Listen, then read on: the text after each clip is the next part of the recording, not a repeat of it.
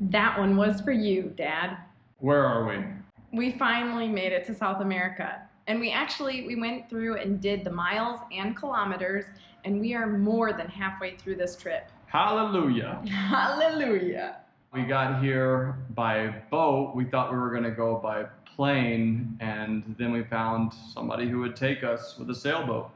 Yeah, we actually had already booked tickets to fly to Peru because we just couldn't find any way to go to Colombia the way Travis had his heart set on and the way the motorcyclists on the Pan American route usually do it. And then, as luck would have it, we went searching just for one measly day trip or 2-day trip, whatever it was going to be, to the San Blas Islands. And then lo and behold, we met Jordan. My man. He will come in episodes to come. As you can tell, we are very much behind in editing, but this is a big milestone. So I wanted to touch on the fact that we made it to a new continent, one we've never been to before. I'm really proud that he's made it this far. On a sailboat. Woo!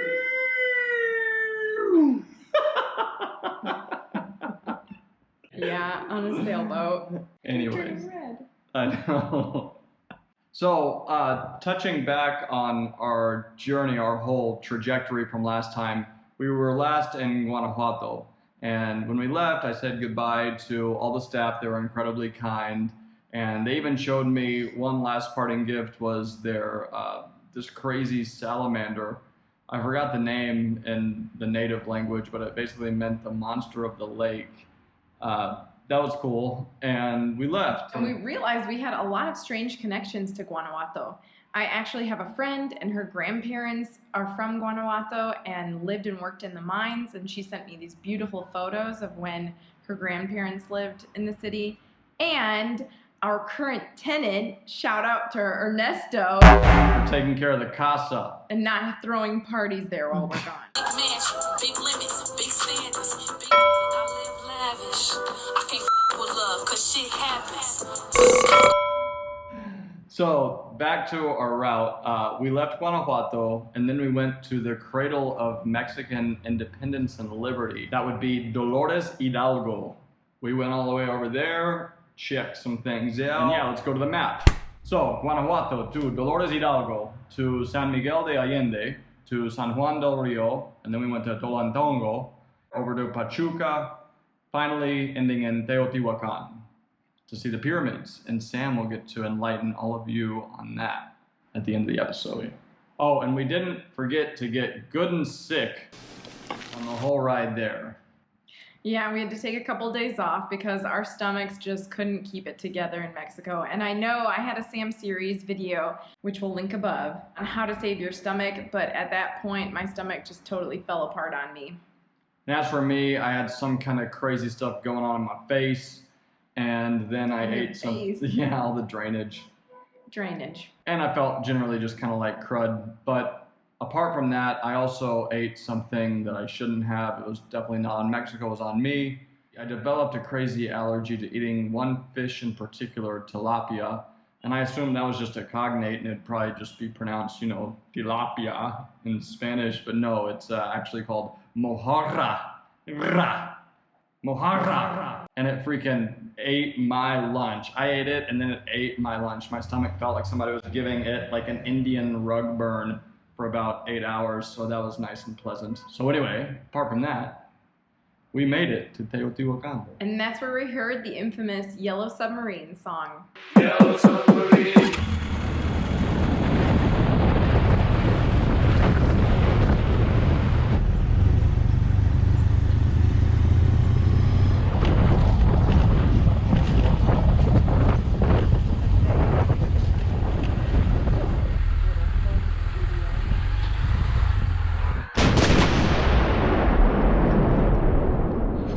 Alright, so instead of listening to some gringo like me try to tell you a little something about Mexican history, why don't we talk to our Mexican friend Pablo, who can give us a very quick summary of what took place here.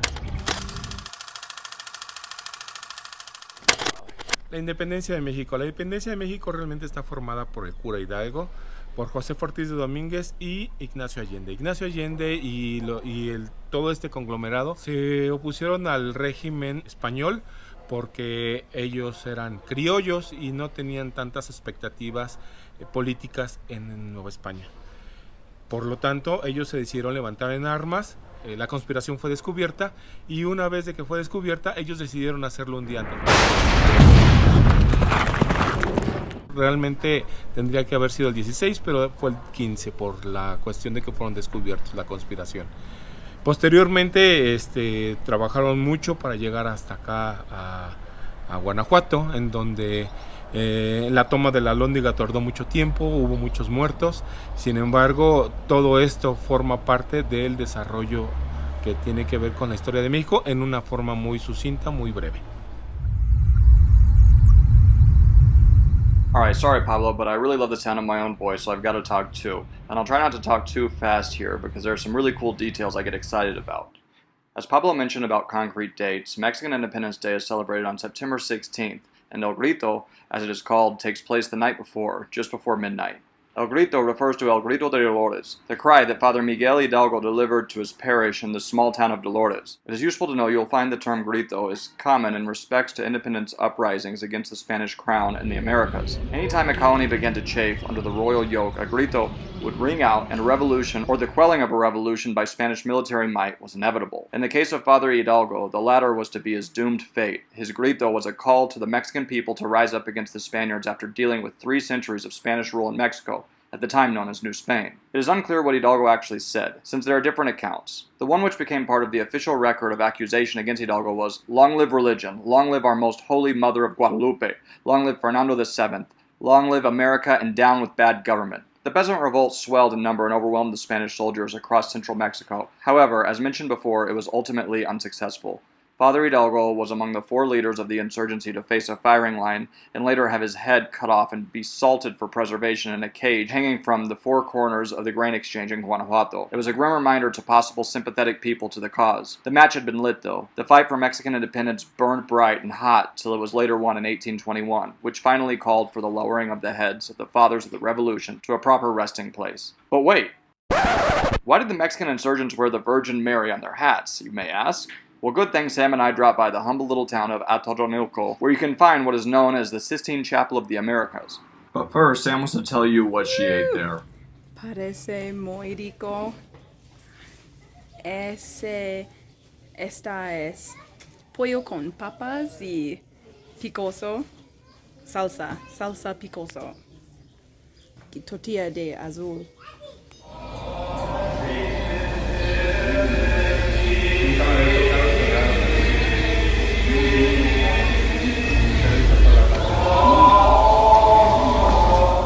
But what about them hats? Well, historically, it is also known as the location where Hidalgo seized what was to become the standard of the movement. This standard was the image of the Virgin of Guadalupe, a symbolically important icon as the venerated Dark Virgin, seen as the protector of dark-skinned Mexicans, as well as a liberator for the cause. All this was actually rebuked by the church hierarchy. The insurgents were excommunicated by the clergy, and clerics preached sermons against the uprising.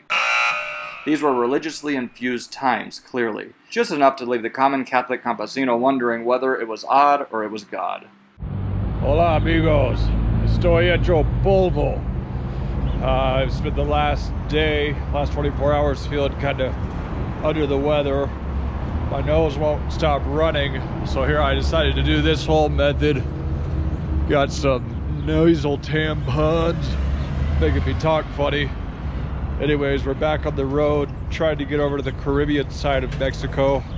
We just stopped and got some agua de coco. My man. We got the agua de coco, and here we are with my beautiful and beloved wife, who took care of me the last 24 hours as we try to get over to the other side of Mexico. He's not feeling well and pushing himself hard. If you haven't noticed by now, he has tissue paper in his nose. ¿Cómo se dice en español? Nariz. Nariz. Nariz. Nariz. Tissue in his nariz. Anyway, we're taking a break, and yeah, we're back on the road. We're gonna keep on moving forward. My sweetheart took care of me last night. For that, I'm very grateful. Best life here in Mexico. Viva la Mexico. I'm living, baby. L-I-V-I-N.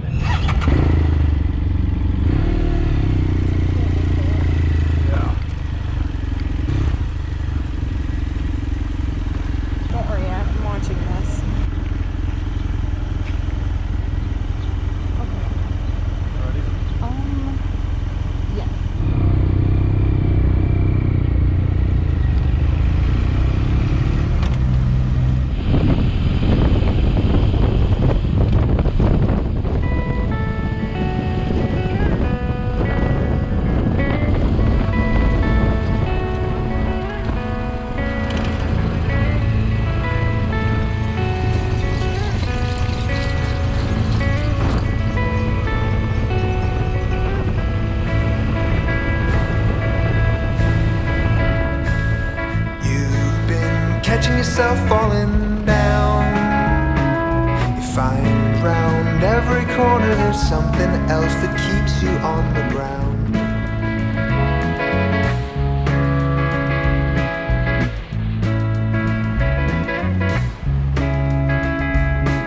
Shoes no longer fit like they should. Friends you used to know have been swallowed up by history's lonely folds.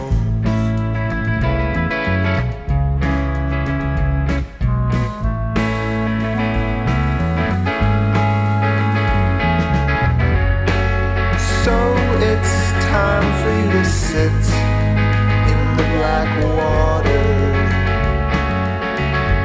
sink all the way down.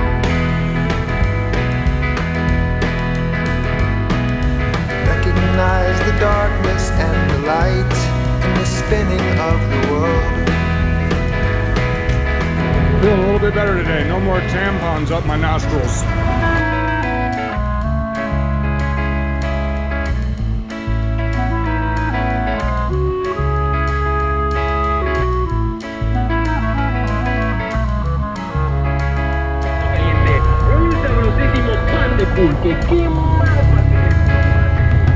Found that fortune's not what it seemed. All those blinding walks through spots of light have slowly lost their gleam.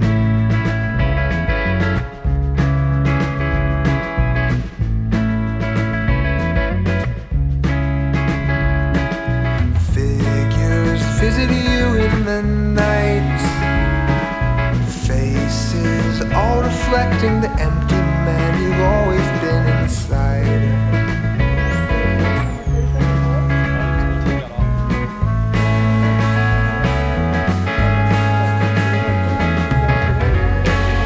So it's time for you to sit in the black water,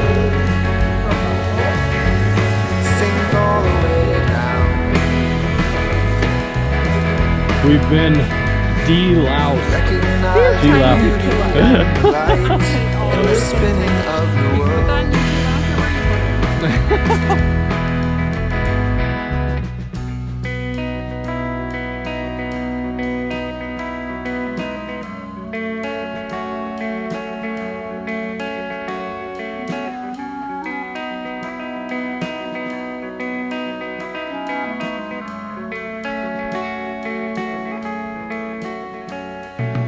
Feeding off the mist of a forgotten lullaby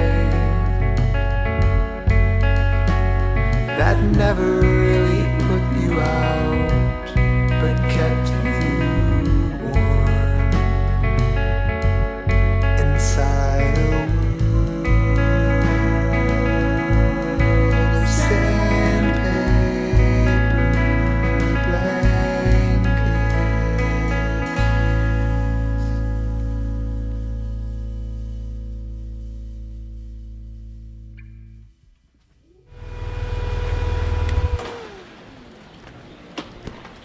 Sam had to work online for about 2 hours, so I've got some time to walk about and look at what I found around here. Look at this beautiful blue water.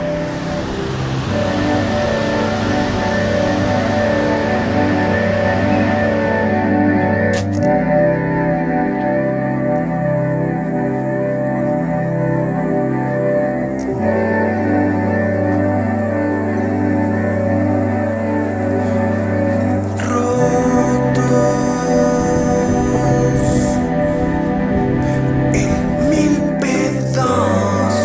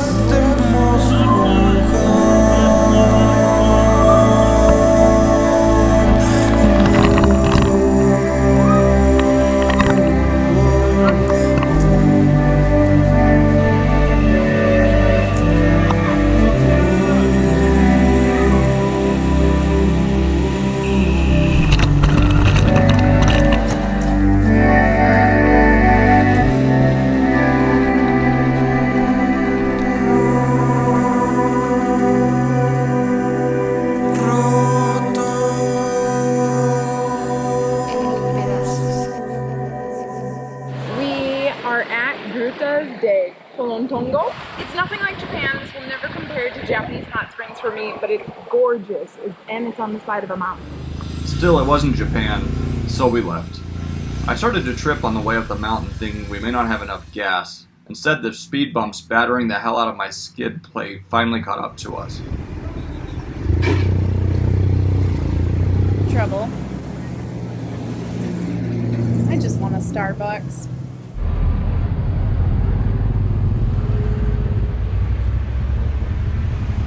My rear brakes have totally gotten stuck. When I push down, as you can see, it'll get hung up right there, leaving my brakes totally engaged when I'm trying to move. This has taken an absolute beating. Thank God it's there, or else my exhaust pipes would just be blown out entirely.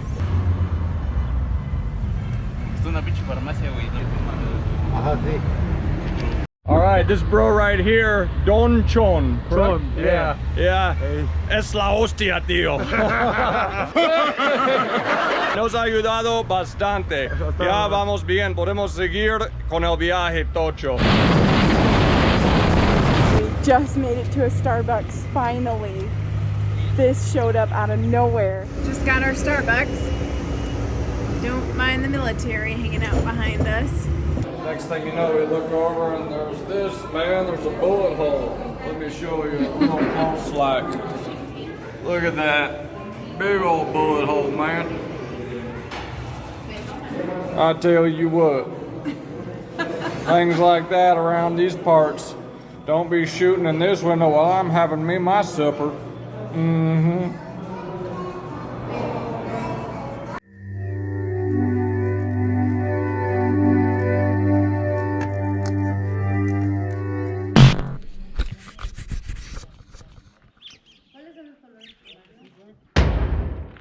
Good morning, everyone. We are at the Pyramid of the Sun.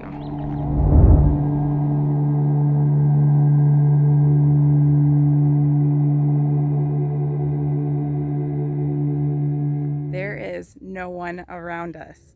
Thanks, COVID. The Pyramid of the Sun. This pyramid was known to be placed at the center of the city, the center of ritual and ceremonies. It dates back 200 to 900 BC. They had purification techniques that include bloodletting of the ear or certain body parts. And they even participated in cannibalistic sacrificial activities.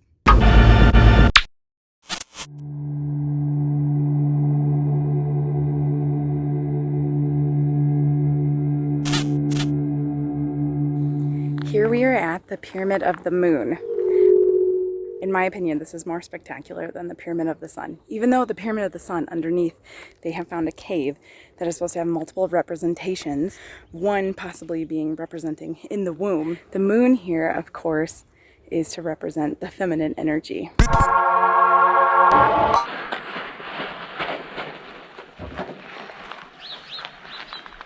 The Pyramid of the Moon is also known to have a greater body, more shape than the Pyramid of the Sun. Which, that's no surprise to us because this is the female pyramid. Checks out.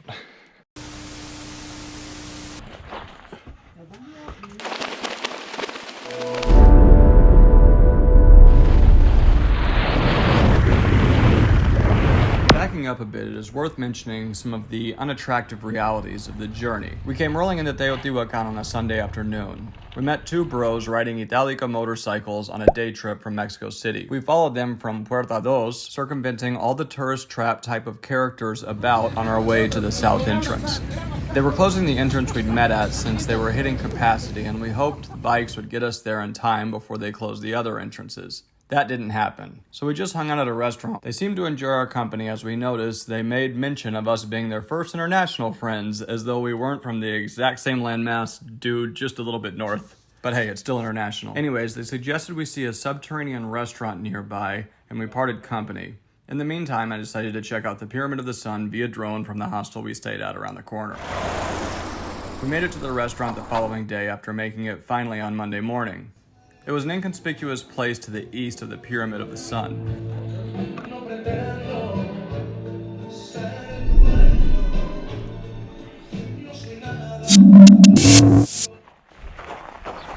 Then we decided to explore the caves in the back and try and wrap up this episode for the YouTubes.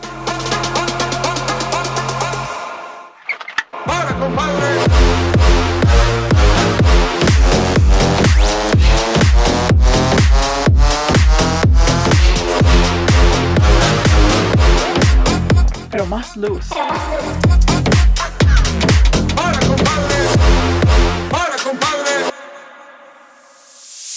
Coming back to Cortez and the conquest of Mexico. In 1510, a trunk full of jewels, clothes, and a sword washed up on the coast of the Gulf of Mexico. The goods were brought to Tenochtitlan and presented to Moctezuma, portending the conquest to come. A foreign object full of unfamiliar belongings would be like us finding the lost luggage of some interplanetary space tourist today. It only provided more questions than answers, and this is what some sources may say kicked off the omens foreshadowing the arrival of the Spanish to Mexico. Before going any further, it's worth noting the disparity in Spanish sources to those of the contemporary Mexica. It is also worth noting that name there, Mexica. That is what the native Mexicans who lived and ruled over a great part of Mesoamerica from Tenochtitlan called themselves at the time of the Spanish arrival. It is those particular sources, those of the Mexica at the time of conquest, that are so painfully absent today. The best sources history, as we know it has to offer, of the Mexica circa 1510 are from some interviews provided by young Mexica interviewing older Mexica long after the conquest was complete. Oh yeah, and this was all done under the supervision of a Spanish priest during the heyday of the Spanish Inquisition. Not only that, but some of the Mexica interviewers were sons of priests, a ruling class that seemingly failed in their role and duty to prevent such a disaster in maintaining the current social and political status quo. Separating fact and fiction can reside somewhere in the neighborhood of a fool's errand when our sources were so influenced by a convoluted fusion between Spanish religious zealotry and the Mexica need to save face. All that aside, most sources account for a series of eerie omens. The first omen mentions a celestial fire in the sky, most likely a comet, seen every night for 1 year.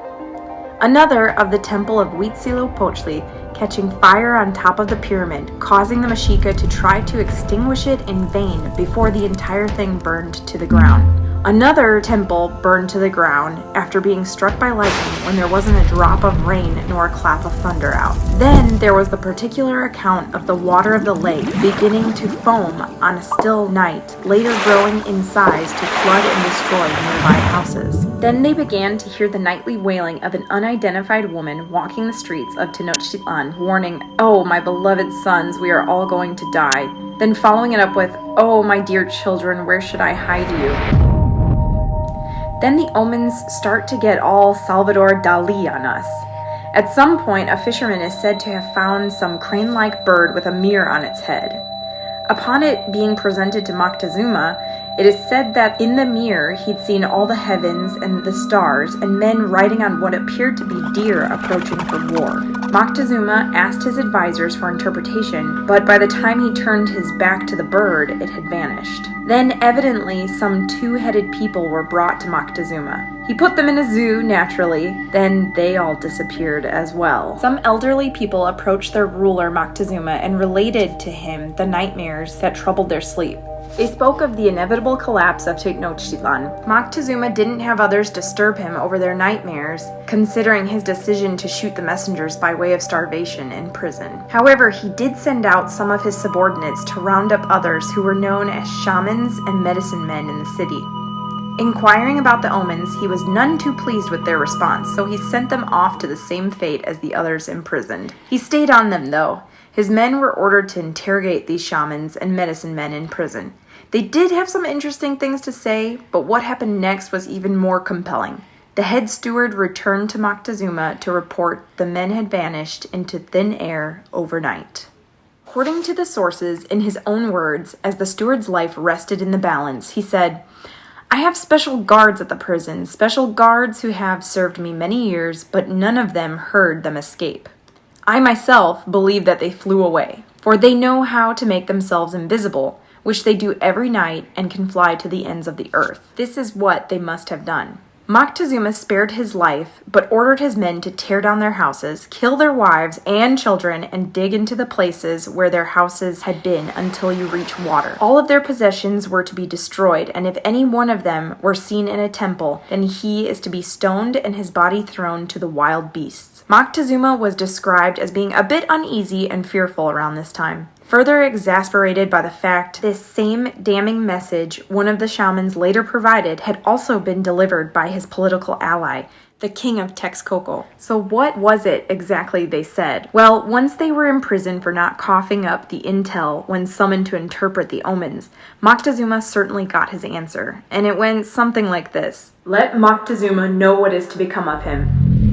Those who are to avenge the injuries and toils with which he has afflicted us are already on their way. I say no more.